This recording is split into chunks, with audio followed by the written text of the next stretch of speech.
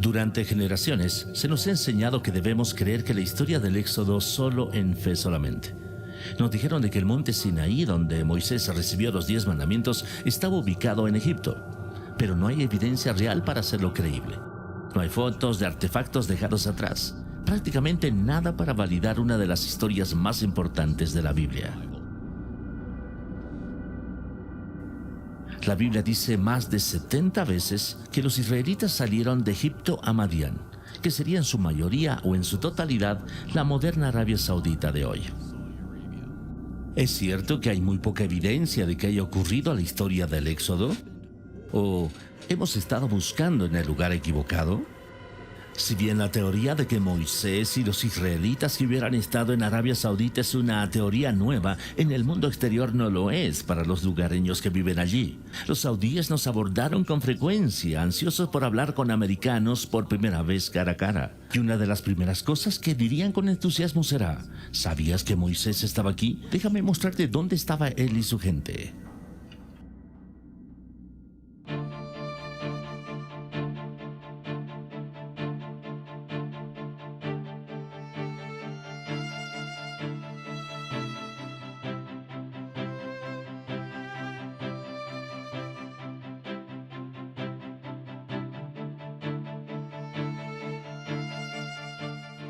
La tradición de que la montaña en la península del Sinaí de Egipto es el monte Sinaí se remonta al siglo IV a.C.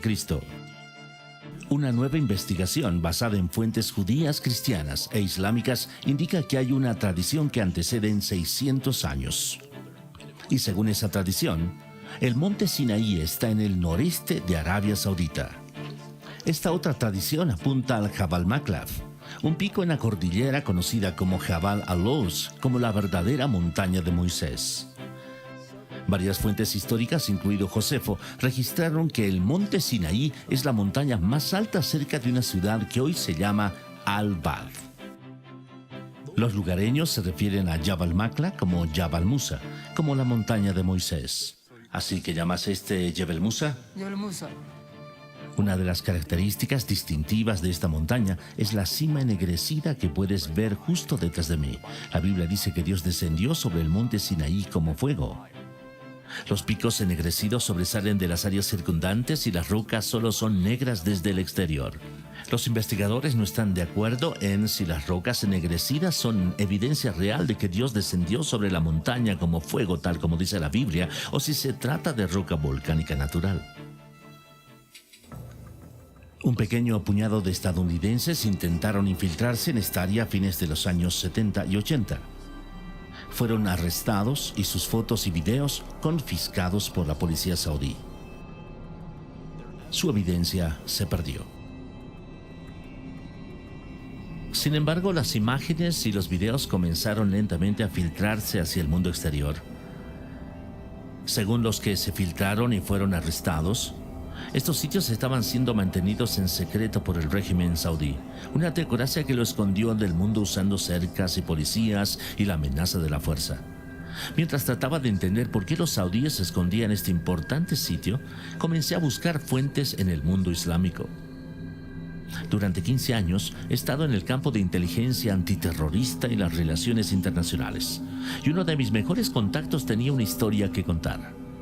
Él solía pertenecer a un grupo yihadista e incluso se reunió con el servicio de inteligencia pakistaní y los allegados cercanos de Osama Bin Laden. Y ahora habla por primera vez. Cuando estaba en el mundo yihad, todos sabíamos que el monte Sinaí estaba en Arabia Saudita. La gente en el exterior, incluso la mayoría de los musulmanes, no tenían idea de que estaba allí. Porque nosotros éramos guerreros, no quería que nadie lo supiera. Todos sabíamos que el gobierno saudita lo escondía y lo protegía con personal de seguridad y todos estuvimos de acuerdo con ello. Creemos que si un sitio, incluso un sitio sagrado, es visitado por personas y usado para idolatría, debería ser destruido. Pero siendo escondido, según la ley islámica, eso fue lo que la salvó para que lo veas hoy y lo aprecies.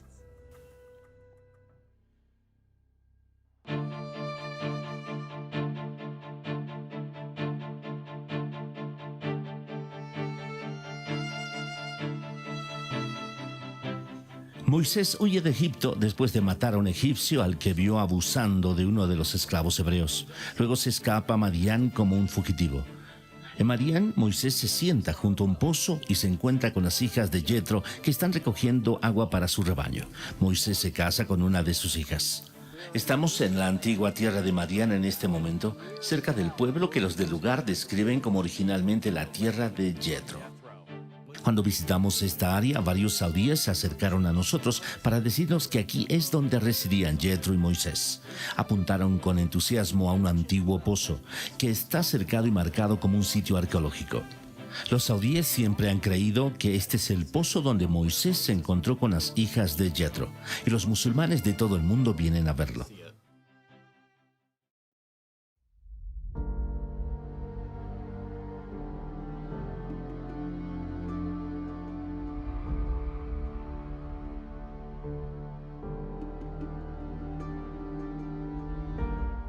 El libro del Éxodo dice que el cruce del Mar Rojo ocurrió en un lugar llamado Yansub, pero los expertos han estado en desacuerdo sobre dónde estaba. Hay dos sitios propuestos para cruzar el Mar Rojo desde Egipto hacia Arabia Saudita. El primer candidato está en el estrecho de Tirán, en la parte inferior de la península del Sinaí de Egipto. El segundo candidato está en la playa de Nuweiba en Egipto. El doctor Glenn Fritz, con estudios avanzados en geografía ambiental, realizó un estudio masivo de la Tierra y todas las referencias históricas sobre dónde ocurrió el cruce.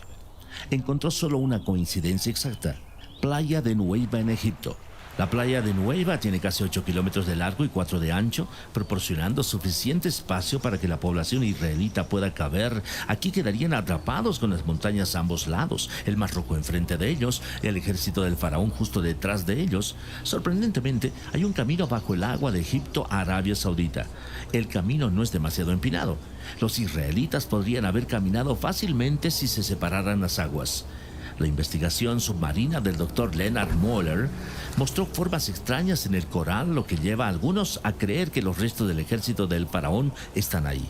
De acuerdo con esta teoría, el coral envuelto alrededor de los escombros del ejército de faraón conservó la forma de los objetos después de que se disolvieron. Cuando bajaron un detector de metales a las anomalías del coral, las lecturas fueron consistentes con patrones circulares de metal, asemejándose a las partes de carruajes. Habíamos planeado bucear cerca del posible punto del cruce del Mar Rojo, porque es un sitio de buceo público con tiendas donde puedes ir y alquilar equipos de buceo, pero no se nos permitió. La policía saudita se presentó y se quedó con nosotros hasta que nos fuimos.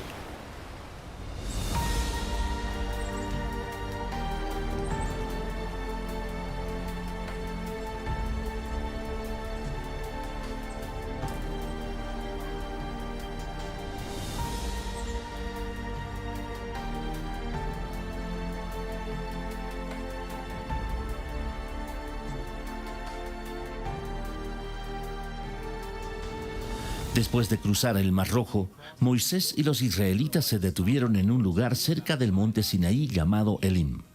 Desesperado por el agua, encuentran un lugar único con 12 pozos y 70 palmas.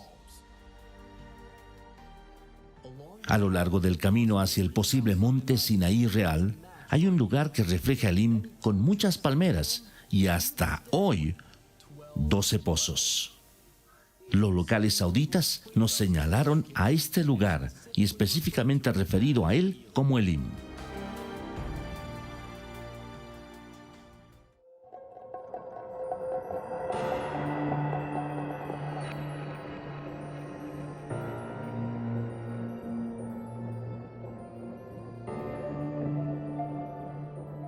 Otro evento importante en la cercanía del monte Sinaí es el incidente con el becerro de oro. Mientras Moisés está en el monte Sinaí, algunos de sus seguidores comienzan a adorar un becerro de oro. Lo colocan en un soporte y comienzan a adorar a su alrededor. Y pusieron un altar enfrente del mismo. Cuando Moisés baja del monte Sinaí, destruyen el becerro de oro y rocía sus restos en el río que baja de la montaña.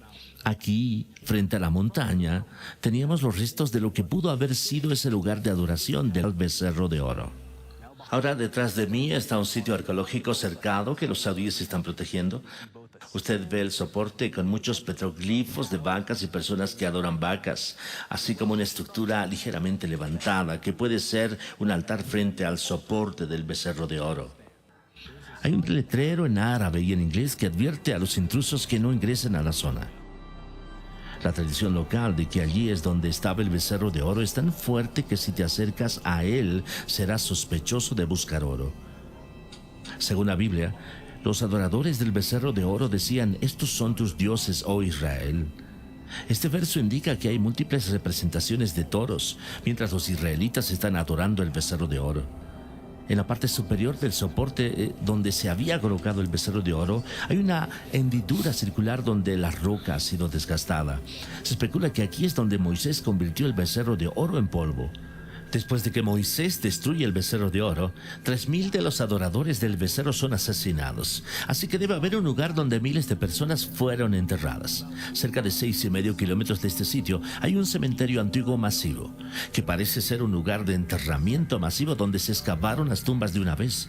Está ubicado justo afuera de la llanura donde los israelitas habrían acampado, por lo que es exactamente donde debería estar, si es que aquí es donde tuvo lugar esa historia. Aquí también los saudíes tienen un letrero que lo identifica como un sitio arqueológico y está patrullado por la policía.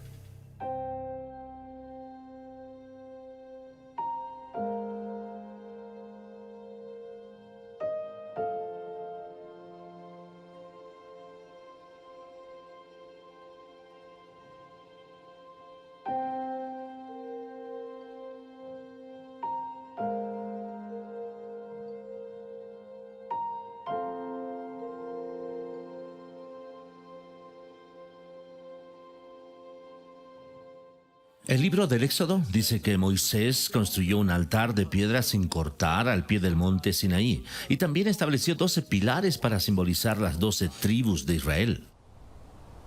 Aquí mismo, al pie de la montaña, vemos esta estructura que se asemeja a un antiguo altar. Y en lo que estamos parados en este momento es probablemente en las rampas para animales. Eso los llevaría a sacrificarse al pie de la montaña. Las rampas de animales conducen a esta zona de la estructura, la cual pudo haber sido la plataforma del matadero para sacrificios de animales. Los saudíes, por supuesto, dicen que esto no tiene nada que ver con Moisés, pero admiten que encontraron desechos animales y huesos debajo de esta área cuando cavaron. Personas que han estado en este sitio hace décadas dicen que este sitio solía ser mucho más limpio y podías ver claramente los restos de unos 12 pilares, así como una plataforma de piedra en la que estaban parados. Cerca del altar y de los 12 pilares, Moisés lee a los israelitas el libro del pacto y ellos lo aceptan. Esto significa que Moisés probablemente tenía un lugar junto más arriba del altar que sirvió de escenario para dirigirse a la gente. Justo más arriba de esta zona, con el altar y los pilares, hay un área que podía haber sido un lugar perfecto para que Moisés sea visto y escuchado cuando se hacía el pacto. Un saudí del lugar señaló esta parte de la montaña y nos mostró cómo la voz de Moisés habría resonado como si estuviera hablando en un anfiteatro natural. La Biblia dice que un arroyo que fluía desde el monte Sinaí proporcionaba agua para los israelitas. El arroyo debe haber bajado cerca del altar al pie de la montaña para que se realicen los sacrificios, y el arroyo no debe estar cerca del becerro de oro porque Moisés arrojó sus restos al río. Es muy fácil ver dónde había una vez un arroyo que bajaba de esta montaña, donde hay evidencia de sacrificios quemados. Termina cerca del posible sitio de adoración al becerro de oro. Incluso hay evidencia de pozos alrededor del área donde se habría formado una laguna de agua, demostrando que una gran población alguna vez vivió allí. Según la Biblia, el profeta Elías viaja al monte Sinaí y una vez que llega allí, entra en una cueva y ahí es donde habla con Dios. El verdadero monte Sinaí debe por lo tanto tener una cueva que sea accesible, seguro y adecuado para dormir. Esta cueva sobre el altar tiene aproximadamente 4.5 metros de altura, 6 metros de largo y 6 metros de profundidad. Si este es el verdadero monte Sinaí, entonces es casi seguro que es la cueva de Elías.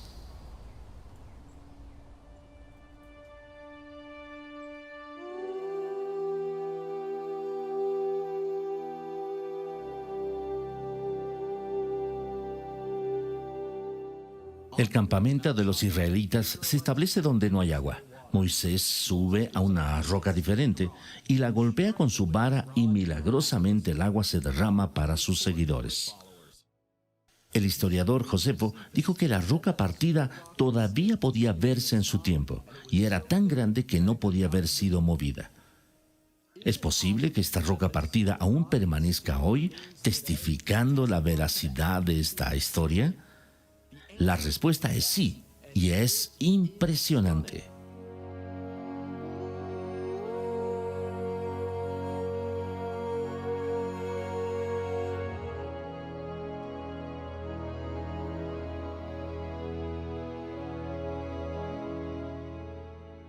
La roca partida fue descubierta por primera vez por Jim y Penny Caldwell, una pareja norteamericana que estaba trabajando en Arabia Saudita a principios de los 90.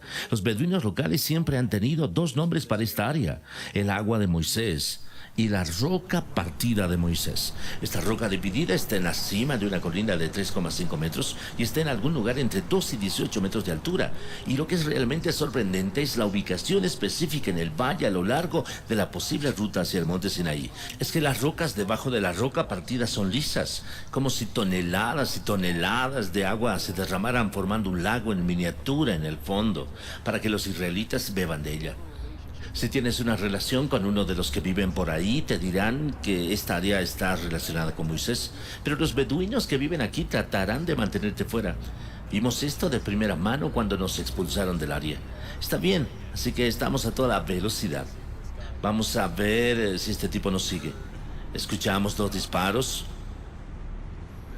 Este tipo no tiene ganas de divertirse.